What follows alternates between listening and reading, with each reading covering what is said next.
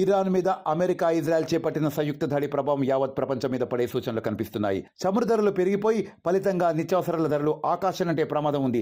Stock మార్కెట్ల మీద, బంగారం, వెండి ధరల మీద తీవ్రమైన ప్రభావం ఉండే అవకాశం ఉంది. కొన్ని దశాబ్దాలుగా ఇరాన్ తన చమురు నిల్వను స్వేచ్ఛగా విక్రయించకుండా అమెరికా ఆంక్షలు విధిస్తుంది. అయినప్పటికీ నేటికి టాప్ 10 చమురు ఉత్పత్తి దేశాల్లో ఇరాన్ ఉంది. ఇరాన్ ఇజ్రాయెల్ యుద్ధ ప్రభావం భారత్పై పడుతుంది. పలు వస్తు ధరలు పెరిగే అవకాశం ఉంది.